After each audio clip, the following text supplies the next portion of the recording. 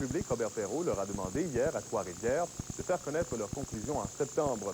Toutes les solutions sont sur la table, incluant des fusions entre services et la mise sur pied de corps de police à Pointe-du-Lac, à Sainte-Marthe et à Saint-Louis-de-France. La piscine publique du parc de l'exposition de Trois-Rivières accueille quotidiennement près de 2900 baigneurs depuis le début de la canicule. En temps normal, la piscine reçoit entre 1500 et 1900 personnes. Par mesure de sécurité, on a demandé un maximum de sauveteurs, soit une dizaine par jour. La piscine a également été ouverte des deux côtés pour permettre la baignade à un maximum de gens. Au sport, les Blue Jays de Toronto ont évité le balayage de justesse contre les Expos de Montréal hier soir. À la 13e manche, Joe Carter a claqué un coup sûr pour battre les Expos 7-6. La série interligue entre les Expos et les Blue Jays a été un véritable délice pour les amateurs de baseball. Beaucoup plus offensif que lors des deux premières parties, la rencontre d'hier n'a pas été moins serrée. Les Expos tiraient de l'arrière 3-1 en quatrième manche lorsque Vladimir Guerrero a frappé la longue balle, un coup de 3 points qui procurait l'avance aux Expos. Les deux équipes se sont retrouvées nez à nez en 9e à égalité 6-6.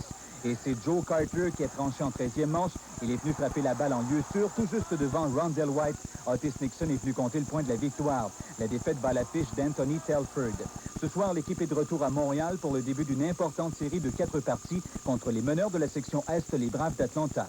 Hier, la Floride a battu Boston 3-2 et Détroit a disposé des Mets de New York 9-7, ce qui fait en sorte que Montréal se retrouve à 3 parties de la fiche de meilleur deuxième dans la nationale.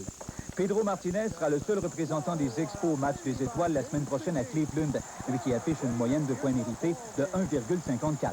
Par ailleurs, Mike Lansing a profité du passage du président des Expos, Claude Brossu, dans l'autobus qui amenait l'équipe au stade dimanche pour faire une mauvaise blague. Il s'est amusé à donner l'alignement de l'équipe en disant « Le premier frappeur des Expos de la Caroline du Nord, Andy Stankovic ». Au hockey, les Stars de Dallas ont mis sous contrat le gardien autonome Ed Belfour à raison de 10 millions de dollars pour 3 ans. Et déjà des rumeurs envoient Andy Moog à Montréal. Selon un magazine scientifique de Londres, Mike Tyson a démontré une morsure d'une force de 20 kilos lorsqu'il a arraché un bout d'oreille à Evander Holyfield samedi dernier. Cela représente 2 fois la puissance normale d'un homme. Entre-temps, aux Philippines, un individu a été tué par son oncle qui voulait le convaincre que Tyson ne méritait pas d'être disqualifié. Et ailleurs, sur cette île, un admirateur de Holyfield a refusé la main de sa fille à un jeune homme qui avait applaudi Tyson. Finalement, les Alouettes disputeront leur deuxième match de la saison ce soir à Winnipeg, puis au roller hockey, les Roadrunners de Montréal seront à Buffalo.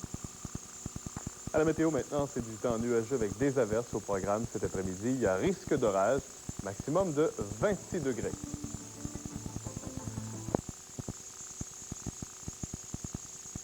Cherché par les policiers partout au Québec.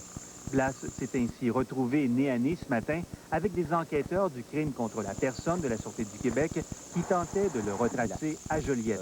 Soudainement, il y a un véhicule qui ne correspondait pas à ce qu'on avait comme véhicule suspect, qui a passé à la hauteur du véhicule de la Sûreté du Québec et qui a fait feu en direction de nos policiers. Blas aurait ensuite pris la fuite et arrêté sa course 10 km plus loin en sortant de la route 158. Et au moment où il se stationne en bordure du Boisé, il y a d'autres coups de feu qui sont essuyés par nos policiers qui, à ce moment-là, ont répliqué. Mais il n'y a pas personne qui a été atteint au niveau du suspect, nos policiers non plus. Est-ce qu'on était sur le point de l'arrêter ce matin? Bon, je ne peux pas vous dire s'il devait être arrêté ce matin. On tentait de le localiser dans un secteur bien particulier au moment où il a aperçu, lui, le premier, notre véhicule de police. Il a effectivement reconnu le véhicule, malgré qu'il a été banalisé par la Sûreté du Québec. Et c'est à ce moment-là qu'il a fait feu sans aucun avertissement en direction de nos policiers. Les balles tirées par Blas ont touché l'auto des enquêteurs à au moins 4 reprises. Recherché depuis la disparition en mars dernier de l'antiquaire Étienne Terrien, Michel Blas ne voulait plus retourner derrière les barreaux. Frère du célèbre Richard Blas, Michel Blas avait lui-même avoué au milieu des années 80 avoir exécuté 12 personnes, dont 4 tuées d'un seul coup lors d'une puissante explosion survenue dans un appartement du centre-ville de Montréal en 1984. Devenu Michel Simon, Blas aurait été l'une des dernières personnes vues en compagnie de l'antiquaire Terrien depuis sa disparition le 21 mars dernier. L'arrestation spectaculaire de Michel Blas ce matin pourrait enfin lever le voile sur la mystérieuse disparition d'Étienne Terrien. Les policiers ont en effet de bonnes raisons de croire que l'ex-tueur à gages est le grand responsable de cette disparition et qu'il est maintenant en mesure de mener les enquêteurs jusqu'au corps de l'antiquaire qui demeurait jusqu'ici introuvable. Benoît Franche-Montagne, Le Grand Journal. Il y a maintenant 6 semaines, les policiers ont effectué une opération d'envergure partout à travers le Québec pour tenter de neutraliser les Rock Machines. Eh bien, hier, à Québec, la nuit dernière, ce sont leurs rivaux, les Hells Angels, qui ont reçu la visite de 275 agents de la GRC, de l'escouade Carcajou et de la police de Charlebourg. Une cinquantaine d'arrestations, ont été effectuées, dont celle du chef des Hells à Québec. C'est une opération majeure comme on en voit rarement. À 21h30, 275 policiers de Carcajou et de la GRC arrivent à Saint-Nicolas. Le local des Hells est assiégé, c'est un véritable débarquement. Les policiers arrivent de partout, de la terre mais aussi du ciel en hélicoptère. Ils ceinturent le local et ne laissent aucune issue. En quelques secondes, les policiers prennent toute la place dans les écrans de surveillance des Hells. Ces derniers n'ont jamais le temps de bouger. Les 3 personnes qui sont dans le local sont maîtrisées et arrêtées. L'opération est un véritable spectacle. Les curieux sont nombreux. Ce spectacle, les gens de Saint-Nicolas l'attendaient depuis un bon moment. Les policiers fouillent le local de fond en comble. Ils y cherchent des explosifs, mais n'en trouvent pas. Seules quelques armes et des documents y sont saisis. Le butin de l'opération, ce sont les arrestations. 50 arrestations. Mais la principale est celle de Marc-Tom Pelletier, 43 ans, le chef des Hells à Québec. Il est arrêté dans sa résidence de Saint-Nicolas, située à 3 rues derrière le local. Il n'offre aucune résistance aux policiers qui viennent le cueillir. Pour les policiers, cette arrestation, c'est le bonbon de l'opération. La GRC est très heureuse de pouvoir dire que le présumé chef des Hells Angels a été arrêté ce soir. 2 proches de Marc Pelletier sont également arrêtés à leur résidence. Il s'agit de André Pitt Leclerc, 34 ans, et de Steve Gay, 31 ans. Ce sont eux qui dirigeaient l'équipe de baseball des Hells qui a saccagé de nombreux bars. Pour l'instant, René Will Pearson, le numéro 2 des Hells à Québec, manque toujours à l'appel. Il n'était pas chez lui au moment des perquisitions. Il est activement recherché. Depuis hier, les policiers ont perquisitionné sans arrêt. Ils ont visité une cinquantaine d'endroits. Ce matin, ils se sont concentrés sur les proches des Hells, le clan des frères Savard en particulier, un groupe d'indépendants alliés.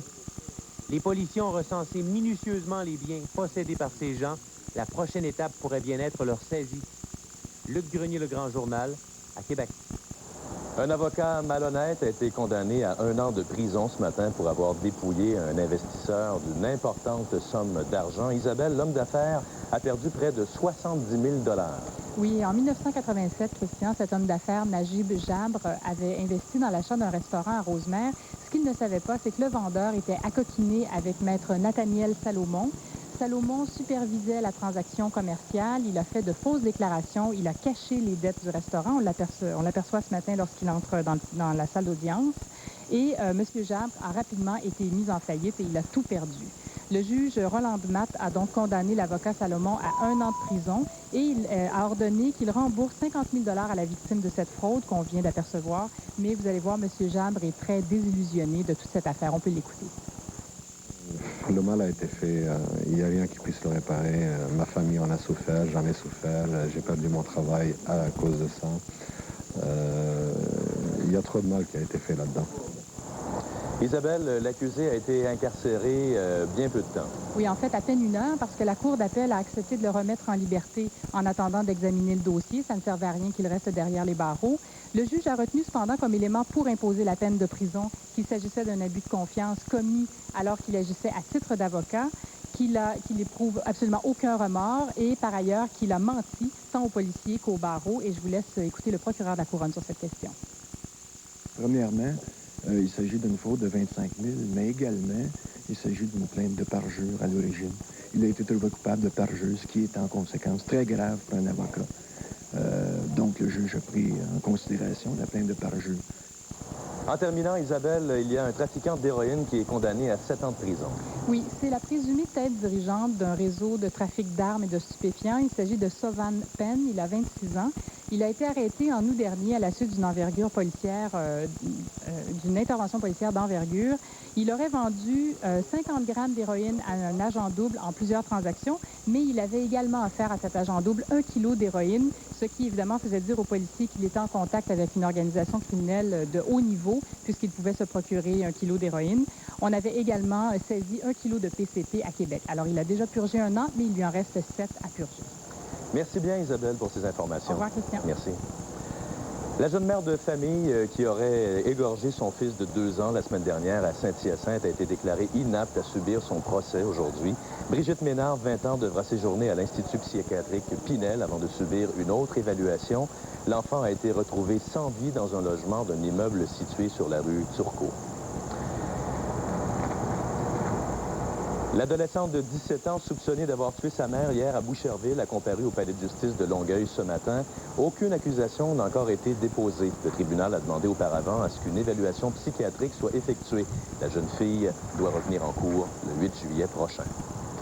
Eh bien, il y a plusieurs conseillers de Vision Montréal, le parti de Pierre Bourque, qui s'interrogent en ce moment sur la qualité de la transaction intervenue avec le gouvernement du Québec au sujet de la vente de l'ancien hippodrome Bluebonnet. Denis Leduc, ces nombreuses réactions font suite à la sortie de Pierre Gagné, qui est responsable des questions économiques dans l'administration Bourque, et lui qui considère cette transaction comme très, très mauvaise pour la Ville de Montréal. Oui, Christian, pour 3 raisons essentiellement. D'abord, une raison peut-être plus morale. Il dit que cette transaction va faire naître un 2e casino à Montréal. On a mieux à faire, dit-il. Et les 2 autres raisons sont économiques. D'abord, la transaction comme telle, dit M. Gagné, ça n'a pas de bon sens parce qu'écoutez, on vend les terrains de l'ancien hippodrome pour 3 $ le pied carré, alors que les terrains semblables dans le secteur sont vendus 10 $ le pied carré.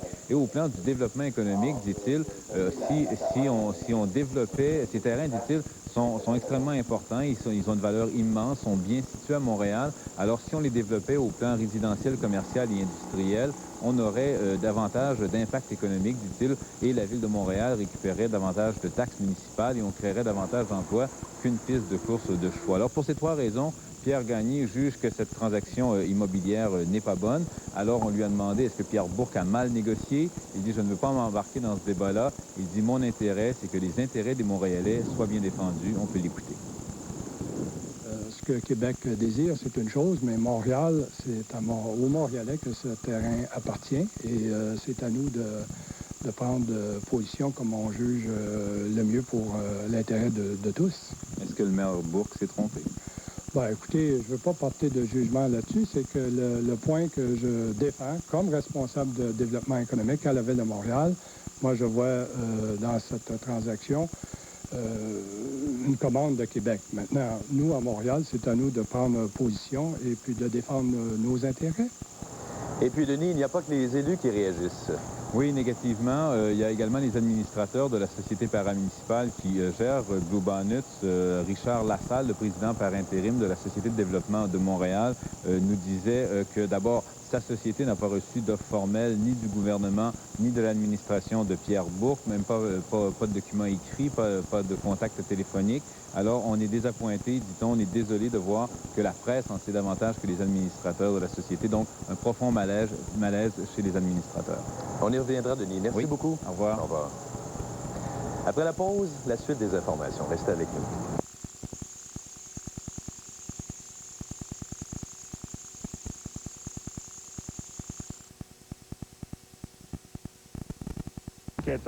À Saint-Michel-des-Saints, où il aurait caché le corps sous un sapin, dit-il. Par contre, dans cette région, il y a un sapin et un autre.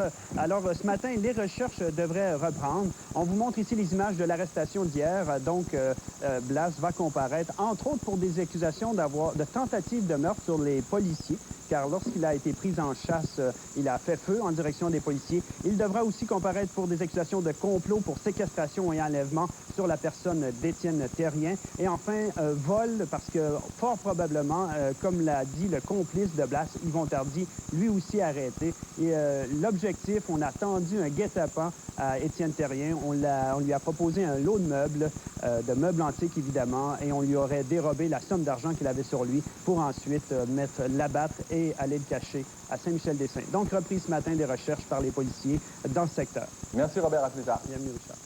On a parlé de la descente chez les Hells. Est-ce qu'on a un bilan? Bien, on en a justement, effectivement, visite de 32 villes par les policiers de la SQ, en fait, de l'escouade Carcajou, de la GRC. Beaucoup de policiers mêlés à tout ça, n'est-ce pas, Karine? Oui, et exactement. Et l'homme que vous voyez qui nous regarde, c'est Marc-Tom Pelletier, le grand patron des Hells Angels, qui a été arrêté mercredi soir à son domicile, alors que l'escouade de Carcajou et les policiers de la Sûreté du Québec ont effectué une frappe au repère des Hells Angels de Saint-Nicolas et aux alentours. Depuis ces 2 derniers jours, il y a 270 policiers qui ont participé à cette vaste opération. En tout, on a effectué 57 perquisitions un peu partout dans la province de Québec. On a arrêté également une cinquantaine de personnes. Hier, il y en a 23 qui ont comparu. Aujourd'hui, il y en a 20 autres qui devraient comparaître dans les palais de justice de Québec, aussi en Estrie et possiblement à Bécomo. Maintenant, Carcajou recherche toujours le numéro 2 des Hells de Québec, René Pearson, qui n'était pas à sa résidence lorsque les policiers sont allés. Et comme va nous le dire Guy Fortin de la GRC, toutes ces arrestations ont été possibles grâce à l'infiltration d'un agent double. Disons, c'était une connaissance qui agissait comme une relation, qui transigeait dans le milieu, qui effectuait des transactions de drogue à des périodes d'années, suite à des rencontres, des échanges d'argent, et ainsi de suite. Merci, Karine. À plus tard. À plus tard. La compagnie Sun Life s'entend finalement avec ses assurés. Oui, avec ses assurés. C'est une histoire assez complexe, mais finalement, il y avait eu un recours collectif qui allait être déposé contre la Sun Life. On s'est entendu hors cours. L'avenir est un peu plus rassurant pour 400 000 Canadiens, dont 130 000 Québécois qui détiennent une assurance vie de la Sun Life. La compagnie leur accorde une compensation de 65 millions de dollars pour régler à l'amiable, donc, ce recours collectif. Les clients, ça concerne les clients qui avaient acheté entre 1980 et 1995 une assurance vie qui devait s'autofinancer sur papier. Cette assurance vie, en fait, cette clause-là s'appelle prélèvement des primes sur les participations. Ça devait permettre aux détenteurs de primes de ne plus en payer, de ne plus payer de ces primes-là après un certain nombre de paiements. Le problème, c'est que ces primes-là avaient été calculées en fonction du taux d'intérêt. Et comme les taux ont beaucoup baissé, la Sun Life, ils perdaient beaucoup. Bon, il y avait recours collectif parce que la Sun Life disait on ne peut plus assurer ces gens-là. Les gens sont allés contre la compagnie d'assurance. On s'est finalement entendu, la Sun Life estimant que dans le monde de l'assurance, tout est une question de confiance. On a donc décidé de s'entendre à l'amiable avec les clients. Et il y a des feux qui font ravage du côté de la Californie. Oui, dans le sud de la Californie, des feux qui sont quand même assez importants, essentiellement alimentés par les fortes chaleurs et les forts vents. Les fortes chaleurs des derniers jours essentiellement. Il y a une cinquantaine de maisons et notamment un ranch, une immense ranch où on tournait des émissions de télévision ainsi que des films qui ont dû être évacués. Il y a 350 pompiers qui travaillent à combattre les flammes. On utilise d'ailleurs 17 hélicoptères, 2 avions, mais pour l'instant, on n'a pas de blessés, essentiellement des évacuations. Comme on peut voir, c'est quand même assez important. Oui, et vous avez parlé des tornades qui avaient lieu du côté de l'Ohio. Il y a la mauvaise température, il y a eu de la neige en Espagne. C'est un peu inquiétant, mais du côté de l'Alaska, tiens, regardez cette image, une femelle orignale qui en a profité pour faire une petite pause dans une piscine pendant que ces 2 petits, qui étaient un peu plus farouches, attendaient à l'ombre d'une maison voisine. Alors, je ne sais pas si ce sera nécessaire de faire une chaussette pour nous en fin de semaine, José, ou alors est-ce que ça va nous tomber sur la tête? Aujourd'hui, oui, on prévoit des averses et ce sera du temps un peu plus frais. Donc, bonne nouvelle puisque ces derniers temps, on avait du temps très humide. Donc, aujourd'hui, c'est plus frais et c'est déjà venteux ce matin. Donc, on prévoit un petit gilet un peu plus chaud que ce matin. Donc, pour Montréal et Laurentides et l'Outaouais, on prévoit des nuages aujourd'hui. 70 de probabilité d'averse, maximum de 24 degrés. Pour le centre du Québec, c'est-à-dire l'Estrie, la Mauricie, la Beauce et Québec, c'est un peu le même scénario, nuageux avec éclaircies. 70 de probabilité d'averse. Il y a même un risque d'orage. Les maximums entre 20 et 24 degrés. Plus à l'est, au Saguenay-Lac-Saint-Jean, c'est le même scénario que pour le centre du Québec, c'est-à-dire nuageux avec des qui a effectué une greffe de la cornée sur cet éléphant. Cet éléphant qui avait été rejeté par sa mère, imaginez-vous, à sa naissance, elle était née en captivité, et sa mère l'avait rejeté et il l'avait poussé sur la barrière, sur la clôture aux eaux. Alors, son œil avait été endommagé. Et là, bien, bonne nouvelle, on a réussi cette opération. Le problème étant, bien évidemment, quelle quantité d'anesthésiants fallait-il administrer à la bête? 3 litres. Parce qu'on 3 litres intraveineux. Voilà. Alors, peut-être que les expos auraient eu besoin un petit peu de faire booster aussi hier. J'ai bien l'impression. En tout cas, il y en a plusieurs qui disent que c'est en raison de la fatigue de la dernière série contre les Blue Jays de Toronto. Reste que les Braves d'Atlanta ont offert tout un spectacle hier au Stade olympique, un spectacle à sens unique. Carlos Perez lui a pris des notes en vue du match de ce soir. Il en a besoin. Jim Bollinger accorde 3 points en première manche. Vous allez voir, erreur de Vladimir Guerrero. C'est Ryan Klesko qui a frappé en lieu sûr. Alors, 3 points sont venus marquer en première. Ça débutait mal pour Montréal. En quatrième manche, Andrew Jones porte ça à 5-0 avec ce circuit de 2 points qui fait compter Ryan Klesko. Il y a Javier Lopez qui fait 6-0 par la suite. Et les Braves ont inscrit 9 points en quatrième manche contre Jim Bollinger et Salomon Torres en envoyant 15 frappeurs au bâton. Vous allez voir que Bollinger atteint Jeff Blaser 15-0 après 5 manches seulement. Le jeu défensif du match, c'est Vladimir Guerrero qui l'a réalisé en 7e manche. Il retire Andrew Jones, belle attrapée. Il remet immédiatement. Et puis, il y a Bautista qui s'est fait surprendre au premier but. Rondell White a marqué les 2 points des Expos en 7e manche à l'aide de ce circuit. Alors, on oublie ça. 15-2 en faveur des Braves d'Atlanta ce soir. C'est Carlos Perez, donc, qui sera le partant pour Montréal. Du côté de New York, hier, il y a le partant des Mets de New York, Armando Reynoso, qui a joué les Jim Bollinger. Il a accordé 4 points en première manche. Et puis, les Marlins de la Floride ont démoli les Mets par la marque de 10-4. Donc, pour ce qui est de la course au meilleur deuxième, les Expos sont toujours en 2e place. Ils se retrouvent à 4 parties des Marlins maintenant. Football, une deuxième victoire des Alouettes. Ils ont gagné hier, les Alouettes, grâce à un placement de 30 verges de Terry Baker sur le dernier jeu du match. Il y a le quart Tracy Ham qui a très bien fait hier. Il a marqué un touché. Il y a Mike Crinkle, le porteur de ballon, qui en a inscrit 2. Les Alouettes ont donc gagné hier par la marque de 27-24 contre les Blue Bombers de Winnipeg qui ont subi un deuxième revers. Deuxième victoire pour Montréal. Et du côté des hockey, c'est un nouveau coach pour les Flames. Oui, Brian Sutter est le nouvel entraîneur des Flames de Calgary. Il succède à Pierre Pagé qui a abandonné son poste le mois dernier à la suite d'une dispute salariale. Et parlant de Pierre Pagé, on dit qu'il sera le prochain entraîneur des Mighty Ducks d'Anaheim si l'équipe de la Californie peut s'entendre avec les Flames en ce qui a trait à une compensation. Et c'est l'agence Associated Press qui a appris ça. Du côté du tennis, à Wimbledon, il n'y aura pas de Britannique là, dans ce million. Non, c'est terminé. L'Angleterre qui a vécu une mauvaise journée hier. Greg Rusedski et Tim Henman ont été éliminés coup sur coup en quart de finale. Alors, Rusedski a perdu contre Cédric Pioline. Et puis, Henman, il affrontera maintenant Pioline Michael Stich. Il y a Boris Becker qui a été vaincu en 4-7 par le favori Pete Sampras. Et après le match, Becker a confié qu'il s'agissait de son dernier tournoi du Grand Chelem. Il ne croit plus posséder les atouts suffisants pour remporter les tournois d'un tel calibre. Martina Hingis, comme on le mentionnait hier à la fin de l'émission, a gagné contre Anna Kournikova. Et puis, il y a Yana Novotná qui va participer à la finale parce qu'elle a battu hier Arantxa Sanchez Vicario. Roller hockey, on parle d'une défaite pour les Roadrunners. Une défaite hier par la marque de 4-3 en fusillade. Les Wings de Buffalo, pas les Chicken Wings de Buffalo, les Wings de Buffalo ont gagné pour la première fois depuis le début de la saison en 8 parties. Les Wings de Buffalo ou les Buffalo Wings. Ou les Buffalo Wings. C'est selon.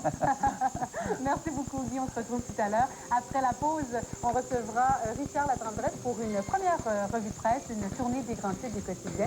6h21. On revient tout de suite.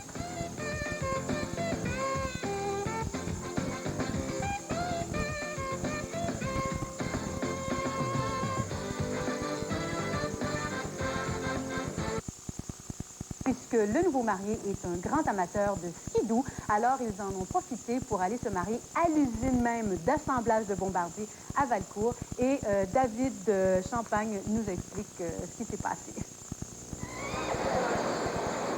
À bien y regarder, les jours ne sont pas tous pareils à l'usine. Parce qu'à bien y penser, ce n'est pas un endroit familier pour organiser un mariage. On sentait que c'était vraiment par passion d'amour pour son futur et lui par passion pour la motoneige. On n'a pas jamais fait ça dans une usine auparavant, mais on essaie, je pense que ça va être de plus en plus dans toutes les églises ou toutes dans les idéologies que les spirituelles. Je pense qu'il va falloir essayer d'aller chercher le monde chez eux. Okay. Hey, let's go. Et ils ont plongé. Croyez-le, Darlene avait pensé à tout depuis plusieurs mois déjà. We had a stop over Montreal, so I said to Darlene that we should stop in Montreal, we should go to the Bombardier Museum. So Darlene phoned for see if we could go, and then she asked him about having a wedding at the factory. Nerveux et surtout surpris, Tim, qui portait la cravate de circonstance, a pris possession de sa première motoneige à l'âge de 10 ans. 28 ans plus tard, il s'est marié avec pour témoin le président de la compagnie. Oui, c'est des tâches qu'on ne s'attendait pas à faire en étant nommé président. Oui. Et pendant que la chaîne de montage emboîtait les motoneiges, Tim et Darlene se sont jurés amour et fidélité. Sous le regard de quelques employés qui avaient peine à y croire. C'est spécial. Bien content, oui. C'est romantique. Oui, très. Ça, dans 30 ans, j'ai pas vu ça. Ça fait 31 ans. Ça fait 31 ans que je suis ici, puis pas une fois jouer ça. Après leur avoir offert le gâteau de noces, Tim et Darlene ont été les hôtes d'une réception plus intime donnée par Bombardier, où l'on parlait, je vous le donne dans le mille, de motoneige. David Champagne, TVA, à Valcourt. Voilà nos coordonnées. Si vous voulez souligner l'anniversaire d'une personne...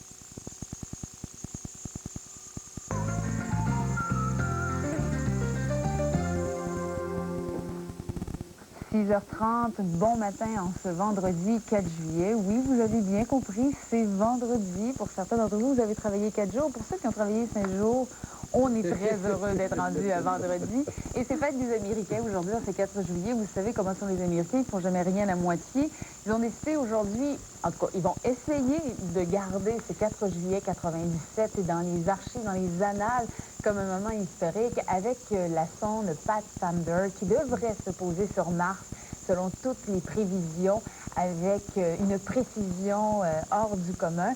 Il y avait un 5e changement de trajectoire qui n'a pas été nécessaire et à 13h04 précisément, heure de Montréal, la sonde devrait se poser. Elle sera emballée de ballons gonflables, si vous voulez, ou de coussins d'air pour amortir le choc parce qu'elle sera carrément propulsée. C'est la façon... 27 000 km/h, imaginez, elle va arriver sur Mars à cette vitesse-là. C'est incroyable. Incroyable, c'est ça. Elle ne pèse que 10 kilos, hein. C'est tout petit. Mais pourtant, ça arrive vite. Et ils ont parcouru, la trajectoire, c'est 191 millions de kilomètres de parcourus depuis le lancement. En décembre dernier. Et voilà, c'est ça. Christine, vous avez d'autres informations là-dessus? Oui, on en parle depuis... Et les images de cette sonde, d'ailleurs, seront transmises sur le réseau Internet et on s'attend à ce que le site Internet de la NASA soit littéralement engorgé puisqu'il y aura des milliers de personnes qui voudront suivre ça. D'ailleurs, ce soir, au réseau de l'information, à compter de 23h, il y aura une émission spéciale qui vous montrera comment tout cela s'est passé, cette opération. C'est ça, parce qu'il est à 17h ce soir. Si ça fonctionne, qu'on va le savoir, parce qu'il va y avoir la première retransmission d'un rapport. Ça prend quand même quelques heures avant de se rendre. Oui, mais disons que c'est quand même assez impressionnant de voir cette rapidité-là. Merci pour ces précisions, Christine. On va aller rejoindre Pascal. Pascal, écoutez, Christine et moi, on vient à peine de se remettre des orages d'hier, au niveau coiffure, du moins.